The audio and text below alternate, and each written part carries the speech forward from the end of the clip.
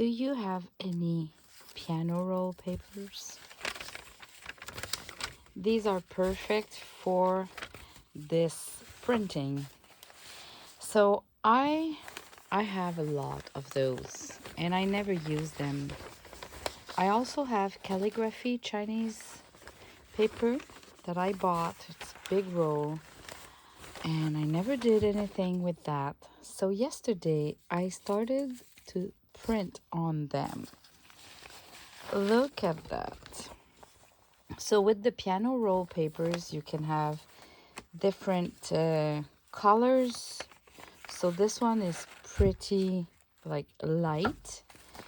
And what you do is you just have to, I've used like Scotch tape and I just taped the sides and I trimmed to size and I've put in my printer.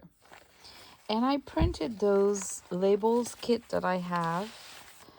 I'm not tired of them. I still love them.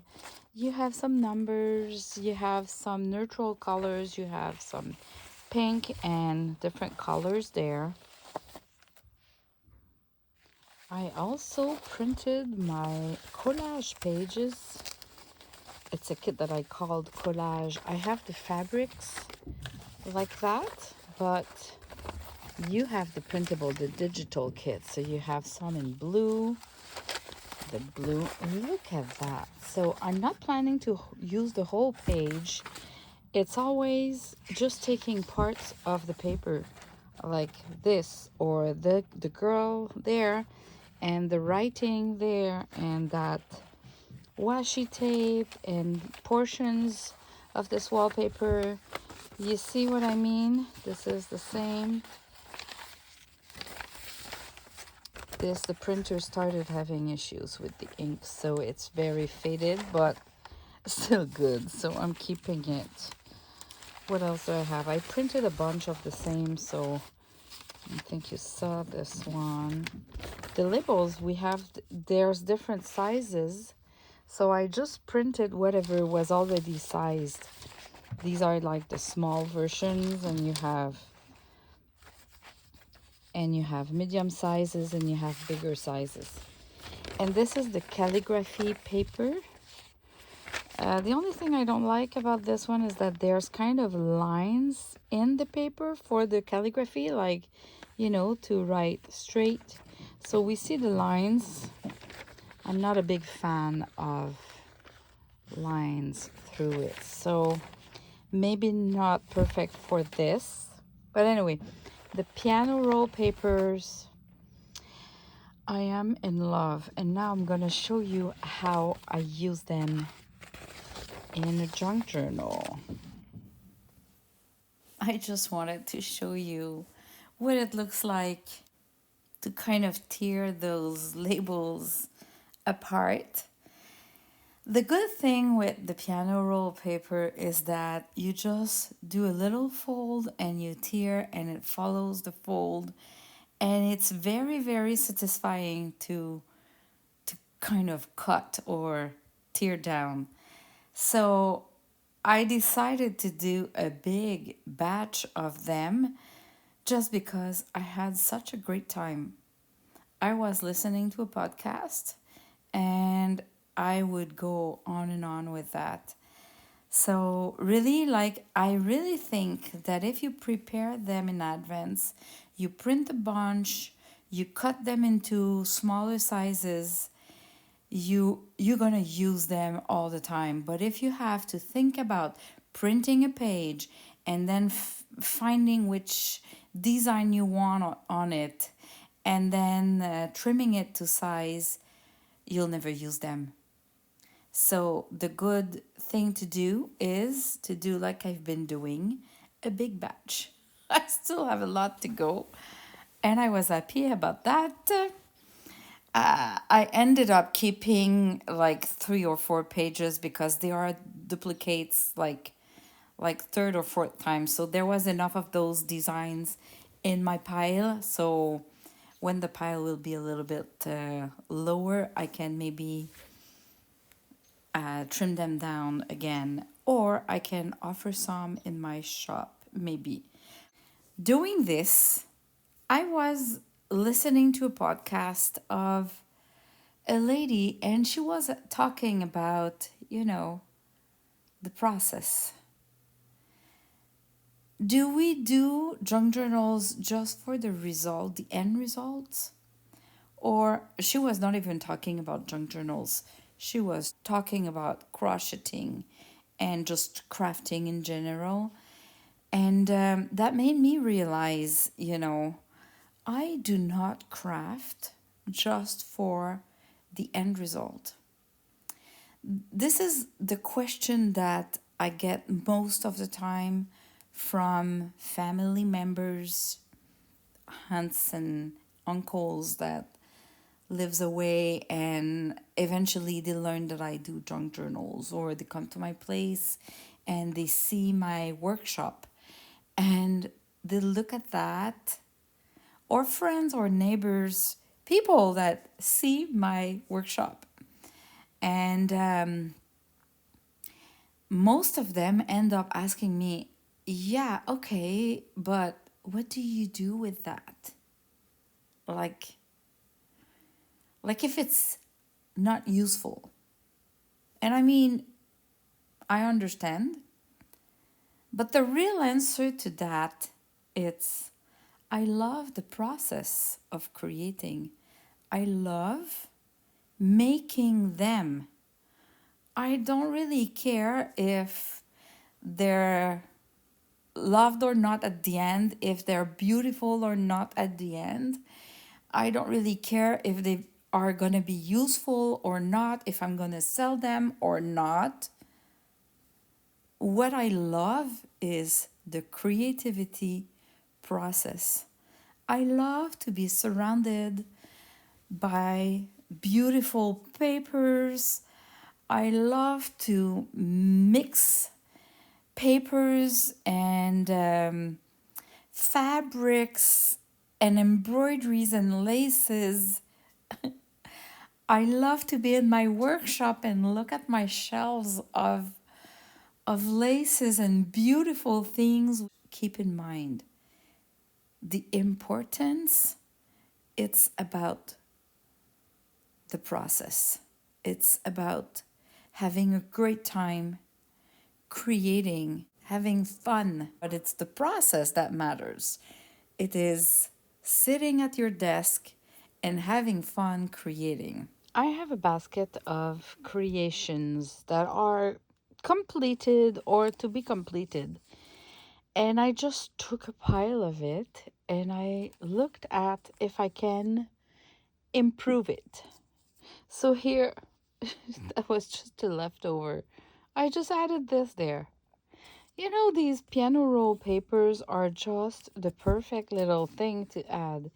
Here, someone gave me that. It's just fancy, special kind of rice handmade paper. Very thin, very delicate with that gold uh, embroidery thread, I think. Anyway, I added this gorgeous girl and a little number. So because they come from two different piano roll paper, they're not the same color. And of course, it will go inside my basket again and I can add more with time.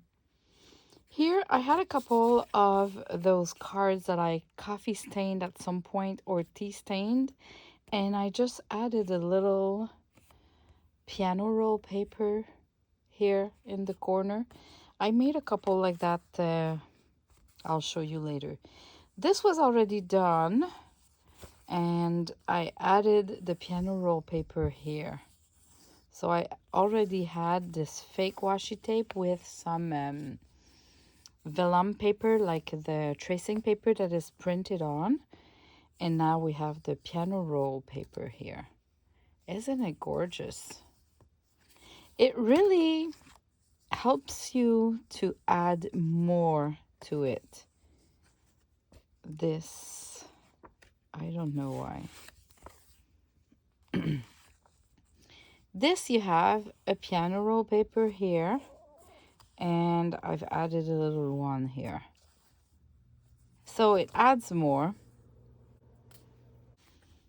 On this one, I added that girl there, and oh, that big piece here that has not been printed, okay, because the ink cartridge in my printer was not good anymore.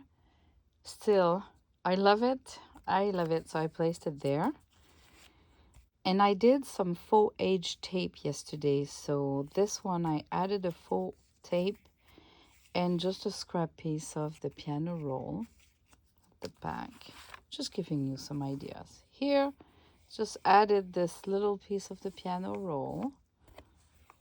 Just a little detail. That was cute already, but, and I added this little piece too there. See, it's a way to just add another layer or add another detail. This has been added there. This has been added there. Nothing on that side. Here I added this little piece, and inside I think I did something.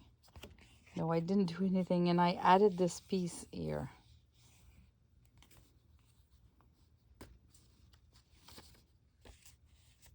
Added the numbers, just the little numbers, and it's a really thin paper, the piano roll paper, so I glue with a glue stick, or I can put some art glitter glue on the paper.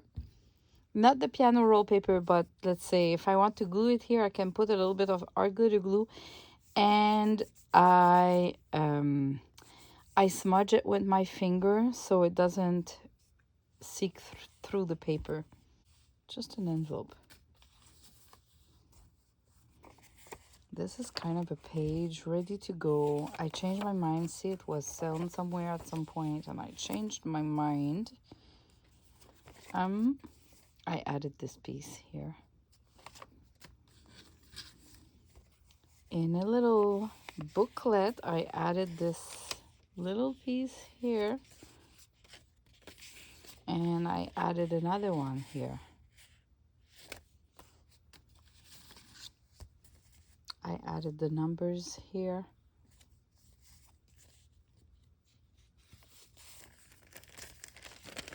And I added the full tape. This is printed on tracing paper. Oh, and I just, I love this one. So I just placed it inside it. It's a little treasure. We don't need to glue down everything, eh? This, I added this this part here, a full tape, and just a label here. The full tape goes at the back. Here, I added a little piece here. And I think I did something at the back. Yeah, I added this piece at the back and the full tape.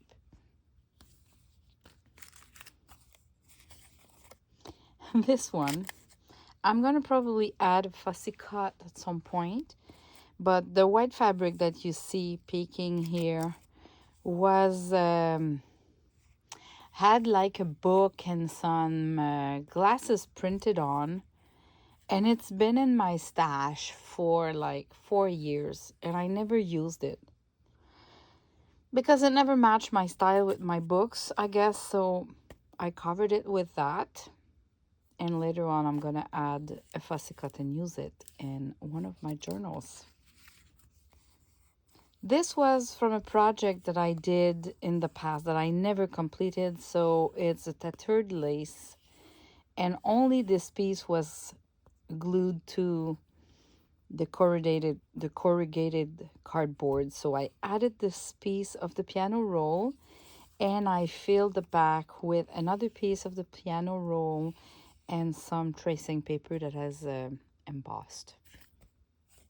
So now this one is ready to have a lace or a little decoration, and we'll be ready to go. Oh, the cards, the other ones. So I used that girl and a faux tape.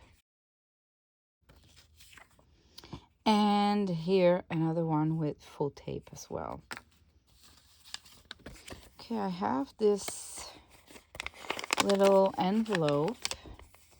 Oh, and I just glued that at the back.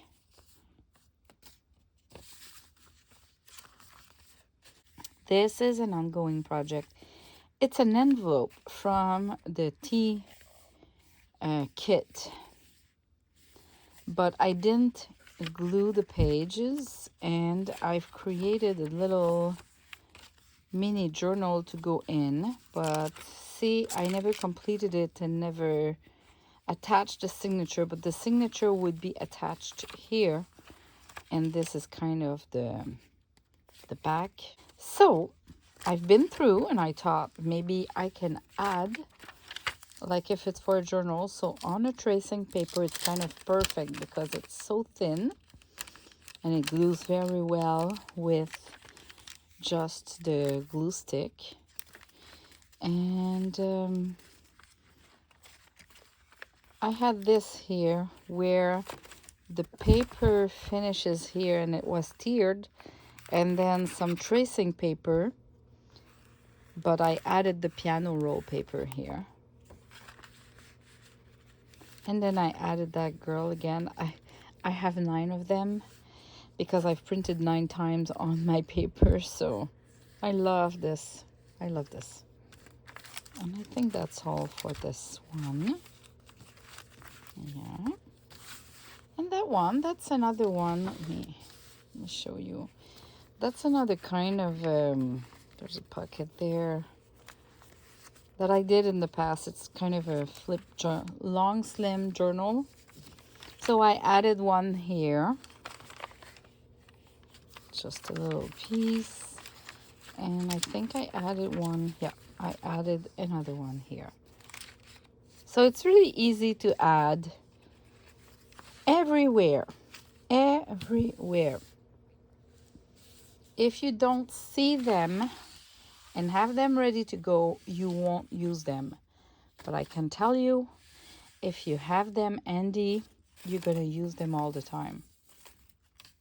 Very, very, very, very fun to use. I love the effect. So if it inspired you and you have some piano roll papers, it's a project to do. Thanks for watching. Bye bye.